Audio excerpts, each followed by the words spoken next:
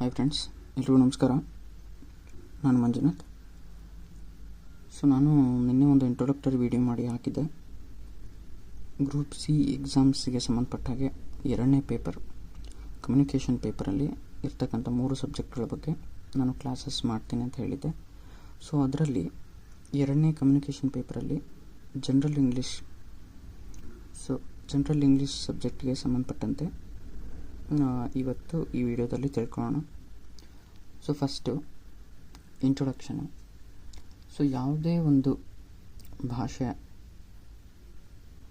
ಒಂದು ಭಾಷೆನ ನಾವು ಕಲಿಬೇಕು ಅಂದರೆ ಅದರಲ್ಲಿ ಅಕ್ಷರಗಳು, ಪದಗಳು ಮತ್ತು ಅವುಗಳ ಅರ್ಥ ತುಂಬಾ ಪ್ರಮುಖ ಪಾತ್ರವನ್ನು ವಹಿಸುತ್ತೆ.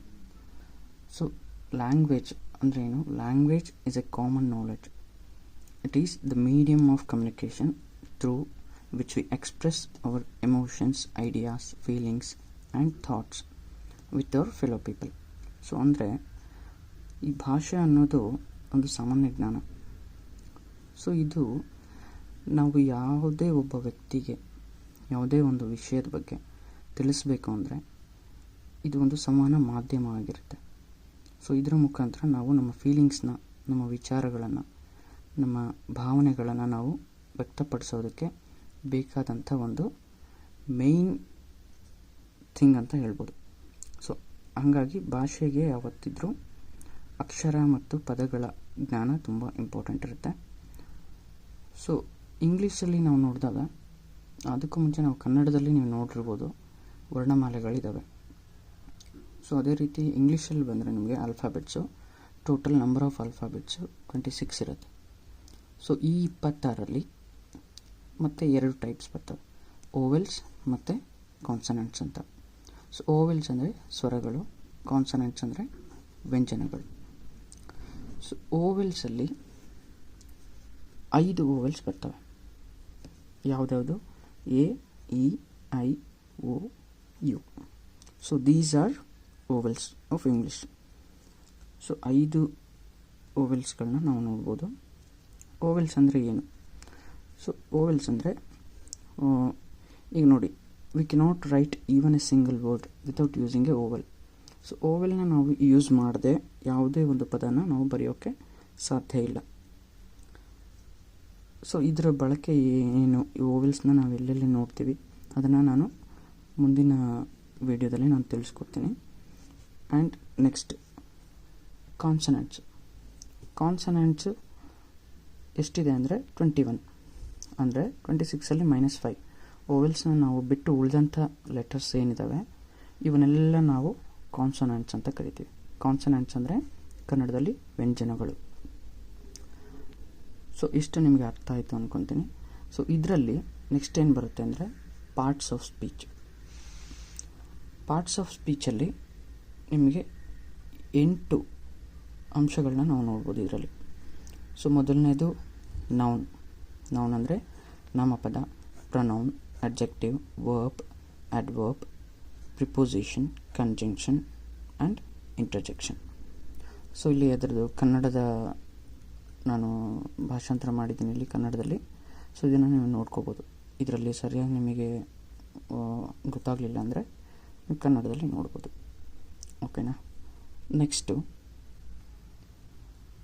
ನೋಡಿ, ಪಾರ್ಟ್ಸ್ ಆಫ್ ಸ್ಪೀಚಲ್ಲಿ ನಾವೇನು ನೋಡಿದ್ವಲ್ಲ 8, ಆ 8ರಲ್ಲಿ ಒಂದೇದು ನೌನ್.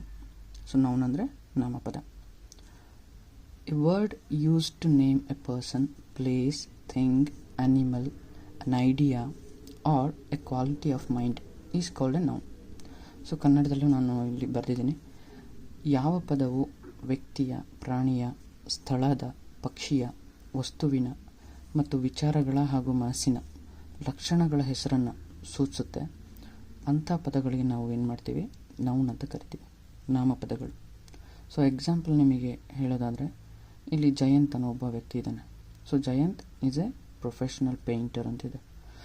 ಇದರಲ್ಲಿ ನಾಮಪದ ಯಾವುದು? ಈ ಸೆಂಟೆನ್ಸಲ್ಲಿ, ಈ ವಾಕ್ಯದಲ್ಲಿ ನಾಮಪದ ಯಾವುದು? ಜಯಂತ್. ಜಯಂತ್ ಏನಿದೆಯಲ್ಲ, ಇದನ್ನು ನಾವು ನಾಮಪದ ಅಂತ ಕರಿತೀವಿ. ಓಕೆನಾ? ಅಟ್ ದ ಸೇಮ್ ಟೈಮ್ ನಾನು ಏನು ಹೇಳಿದೆ ಇಲ್ಲಿ, ಯಾವ ಪದವು ಪ್ರಾಣಿಯ, ಸ್ಥಳದ, ಪಕ್ಷಿಯ, ವಸ್ತುವಿನ, ವಿಚಾರಧಾರೆಗಳು ಮತ್ತು ಮನಸ್ಸಿನ ಲಕ್ಷಣಗಳು ಸೊ ಇಲ್ಲೊಂದು ಎಕ್ಸಾಂಪಲ್ ಇದೆ ನೋಡಿ, happiness and sorrow are part of the human life.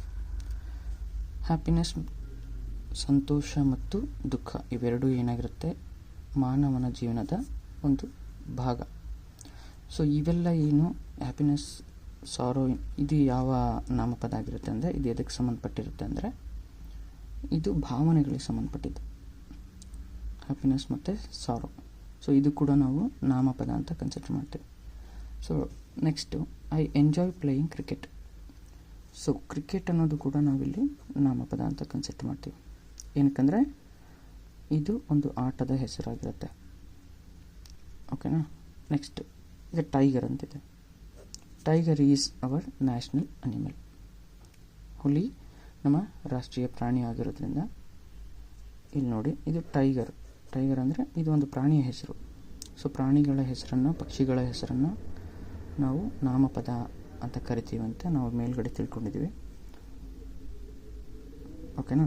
ಇದು ನಾಮಪದ ಆಯಿತು. ನೆಕ್ಸ್ಟ್ ಪ್ರನೌನ್ ನೋಡೋಣ. Pronoun, A word used instead of noun is called pronoun.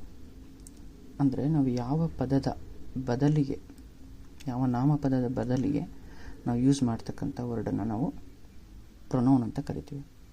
So example, Suresh is my friend and he is very talented ಅಂತಿದೆ.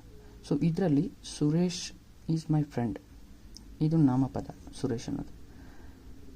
ಇಲ್ಲಿ ಹೀ ಅಂತ use ಮಾಡಿದ್ದೀನಿ. Second time ನಾನು ಇವನನ್ನು ಬಳಸಬೇಕು ಅಂದರೆ ಈ ಸೆಂಟೆನ್ಸಲ್ಲಿ ಹೀ ಅಂತ ಯೂಸ್ ಮಾಡಿದ್ದೀನಿ.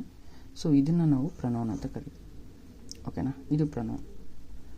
ಪ್ರನೌನ್ ಅಂದರೆ ಏನು, ಈಗ ಯಾವುದೇ ಒಬ್ಬ ವ್ಯಕ್ತಿ ಹೆಸರನ್ನು ನಾವು ತುಂಬ ಸಲ ಬಳಸಬೇಕಾಗುತ್ತೆ. ಆದರೆ ಪ್ರತಿ ಸಲ ನಾವು ಅವನ ಹೆಸರನ್ನೇ ನಾವು ಕರೆಯೋಕ್ಕಾಗಲ್ಲ. ಅದರ ಬದಲಾಗಿ ನಾವೇನು ಮಾಡ್ತೀವಿ, ಹೀ ಅಂತ ಯೂಸ್ ಮಾಡ್ಕೊಂಡು ಹೋಗ್ತೀವಿ. ಸೊ ಹೀ ಅಂತ ಯೂಸ್ ಮಾಡಿದಾಗ ಅದೇನಾಗುತ್ತೆ, ಪ್ರನೌನ್ ಅಂತ ಕರೆಯಲ್ಪಡ್ತಿದೆ. ಅರ್ಥ ಆಯ್ತಲ್ಲ. So as it is, Kavya is A swimmer and she is very fast ಅಂತಿದೆ. ಸೊ ಕಾವ್ಯ ಅವರು ಈಜುಪಟು ಆಗಿರ್ತಾರೆ. ಅವಳು ಅನ್ನೋದು ಬರುತ್ತಿಲ್ಲ ಅಲ್ವಾ. ಇದು ಅವಳು, ಇದು ಅವನು. ಸೊ ಇವೆಲ್ಲ ಅವಳು, ಅವನು, ಇದು, ಅದು ಅವೆಲ್ಲ ಏನಾಗುತ್ತೆ, ಪ್ರನೌನಲ್ಲಿ ಬರ್ತಕ್ಕಂಥವು. ನೆಕ್ಸ್ಟ್ ಅಡ್ಜೆಕ್ಟಿವ್ ಅಂತಿದೆ. ಅಡ್ಜೆಕ್ಟಿವ್ ಅಂದರೆ a word use to describe the quality of noun or pronoun to tell the quality, the number of quantity is called an adjective. Adjective ಅಂದರೆ ನಾವು ಯಾವುದೇ ಒಂದು ವಸ್ತುವನ್ನು ನಾವು ಅದರ ವಿಶೇಷತೆಯನ್ನು ನಾವು ಎಕ್ಸ್ಪ್ರೆಸ್ ಮಾಡ್ತೀವಲ್ಲ, ಅದು ಅಡ್ಜೆಕ್ಟಿವ್ ಆಗುತ್ತೆ. ನಾವು ನಾಮವಿಶೇಷಣ ಅಂತ ಕರಿತೀವಿ ಅದನ್ನು. ಓಕೆನಾ. ಸೊ ಎಕ್ಸಾಂಪಲ್ ನೋಡೋಣ. ಇಲ್ಲಿ ಅನಿಲ್ ಈಸ್ ಎ ಹ್ಯಾಂಡ್ಸಮ್ ಬಾಯ್ ಅಂತಿದೆ. ಸೊ ಹ್ಯಾಂಡ್ಸಮ್ ಅನ್ನೋದೇನು ಮಾಡುತ್ತೆ, ಅನಿಲನ್ನು ಹೊಗಳುವಂಥ ಒಂದು ಪದ. ಹೊಗಳುವಂಥ ಪದಗಳಿಗೆಲ್ಲ ನಾವೇನು ಆಡ್ಜೆಕ್ಟಿವ್ ಅಥವಾ ಅದರ ಗುಣಗಳನ್ನು ವ್ಯಕ್ತಪಡಿಸುವಂಥ ಪದಗಳೇನು ಬರ್ತವೆ ಅವನ್ನೆಲ್ಲ ನಾವು ಆಡ್ಜೆಕ್ಟಿವ್ ಅಂತ ಕರಿತೀವಿ. So as it is Hampi is historical place. So Hampi ಅನ್ನೋದೇನೋ ಒಂದು ಐತಿಹಾಸಿಕ ತಾಣ. ಸೊ ಐತಿಹಾಸಿಕ ತಾಣ ಆಗಿರೋದ್ರಿಂದ ಹಂಪಿಯನ್ನು ಏನು ಮಾಡ್ತಿದೆ, ಇದು ಈ ನಾಮಪದವನ್ನು ಇದು ಹಿಸ್ಟಾರಿಕಲ್ ಎಕ್ಸ್ಪ್ಲೈನ್ ಮಾಡ್ತಾಯಿದೆ, ಇದರ ಒಂದು ಗುಣನ. ಸೊ ಇವತ್ತಿಗೆ ನಾವು ಇಂಟ್ರೊಡಕ್ಷನ್ ಜೊತೆಗೆ ಪಾರ್ಟ್ಸ್ ಆಫ್ ಸ್ಪೀಚ್ನ 3 ಪಾಯಿಂಟ್ಸ್ನ ನಾವು ತಿಳ್ಕೊಂಡಿದ್ದೀವಿ. ಯಾವುದಾದ್ರು ನೌನು, ಪ್ರನೌನು ಮತ್ತು ಆಡ್ಜೆಕ್ಟಿವ್. ಸೊ ಉಳಿದಂಥ ಪಾಯಿಂಟ್ಸ್ಗಳನ್ನ ನಾವು ನೆಕ್ಸ್ಟ್ ಕ್ಲಾಸಲ್ಲಿ ನೋಡೋಣ. ಸೊ ಇವತ್ತಿನ ಕ್ಲಾಸ್ ನಿಮಗೆ ಇಷ್ಟ ಆಗಿರುತ್ತೆ ಅಂದ್ಕೊಳ್ತೀನಿ. ಸೊ ನೆಕ್ಸ್ಟ್ ಕ್ಲಾಸಲ್ಲಿ ನಾವು ಉಳಿದಿದ್ದನ್ನು ಡಿಸ್ಕಸ್ ಮಾಡೋಣ. ಸೊ ಇದೇ ರೀತಿ ಎವ್ರಿ ಡೇ ನಾನು ಈ ಸಬ್ಜೆಕ್ಟ್ಗಳ ಬಗ್ಗೆ ಸಂಬಂಧಪಟ್ಟಂಗೆ ನಾನು ವೀಡಿಯೋಸ್ ಮಾಡ್ತಾಯಿರ್ತೀನಿ. ಸೊ ಎಲ್ಲರೂ ನೋಡಿ ಲೈಕ್ ಮಾಡಿ. ಓಕೆ, ಇಷ್ಟ ಆದರೆ ನಿಮಗೆ ಅಥವಾ ಇದರಲ್ಲಿ ಏನಾದರೂ ಇನ್ನೂ ಇಂಪ್ರೂವೈಸೇಷನ್ ಬೇಕು ಅಂದರೆ you can comment. Thanks for watching.